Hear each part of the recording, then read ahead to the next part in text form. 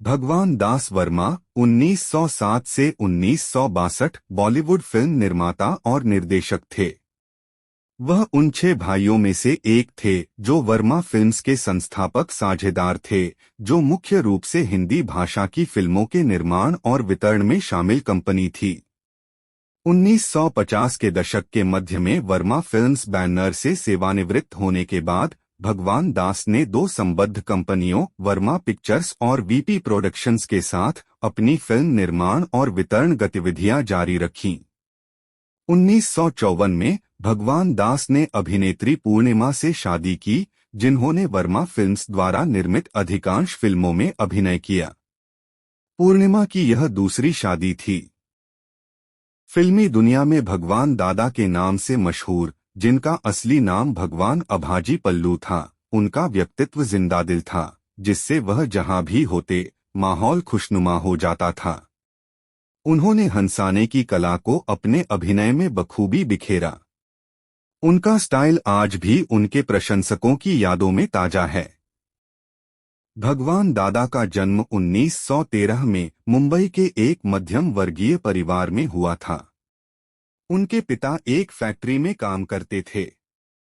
भगवान दादा का रुझान बचपन से ही फिल्मों की ओर था और वह अभिनेता बनना चाहते थे। अपने शुरुआती दिनों में भगवान दादा ने मजदूर के रूप में भी काम किया। भगवान दादा ने अपने फिल्मी करियर की शुरुआत मूक फिल्मों में अभिनेता के रूप में की थी। इसके साथ ही उन्होंने फिल्म इंडस्ट्री में रहकर फिल्म निर्देशन की तकनीक भी सीखनी शुरू कर दी। इसी बीच उनकी मुलाकात डायरेक्टर जेपी पवार से हुई और वह उनके असिस्टेंट के तौर पर काम करने लगे। उन्होंने मूक फिल्मों के दौर से ही काम करना शुरू कर दिया था। 1931 से 1996 तक यानी 65 साल तक वह फिल्मों में सक्रिय रहे। उनका बचपन गरीबी में बीता। उन्होंने चौथी कक्षा में पढ़ाई छोड़ दी। बाद में वह अपने समय के सबसे अमीर अभिनेताओं में से एक बन गए। 2016 की मराठी फिल्म अभिनेता, निर्देशक, लेखक, निर्माता, नर्तक भगवान दादा के जीवन पर आधारित है। शेखर सरतांडेल द्वारा निर्देशित इस फिल्म में मराठी अभिनेता मंगेश देसाई ने दादा की भूमिका निभाई थी। पिछले दिनों हिंदी फिल्म स्टार विद्या बालन ने भी लोकप्रिय अभिनेत्री गीता बाली का किरदार निभाया था, जो अपने समय की तीसरी सबसे ज्यादा कमाई करने वाली फिल्म थी।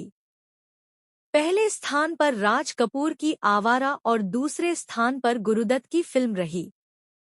इस फिल्म के बाद भगवान दादा अपने करियर के शिखर पर थे, लेकिन बाद में उन्होंने अलबेला स्टाइल में जो फिल्में की वो इतनी सफल नहीं रहीं।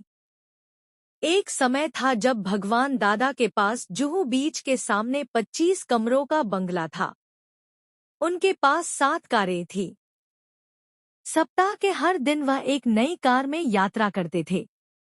कई असफलताओं के बाद, लेकिन दादाजी के साथ अच्छा समय बिताने के बाद यह अंत था और दादाजी के बुरे दिन शुरू हो गए। ऐसा लग रहा था जैसे सब कुछ खत्म हो गया है।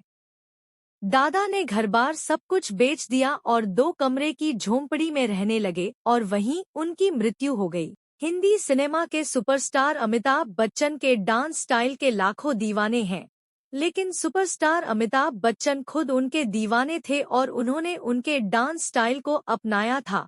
आज की पीढ़ी शायद उन्हें नहीं जानती और वह 50 के दशक के सुपरस्टार भगवान दादा थे।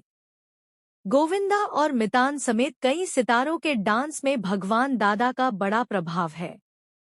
ऋषि कपूर को छोटी उम्र में भगवान दादा ने खुद डांस स्टेप्स सिखाए थे। उनके द्वारा निर्देशित फिल्म अलबेला न केवल भारत में बल्कि पूर्वी अफ्रीका में भी काफी मशहूर थी। उन्होंने अपने जीवनकाल में 300 से अधिक फिल्मों में अभिनय किया, लेकिन मराठी बोलने के बावजूद उन्होंने कभी कोई मराठी फिल्म नहीं की।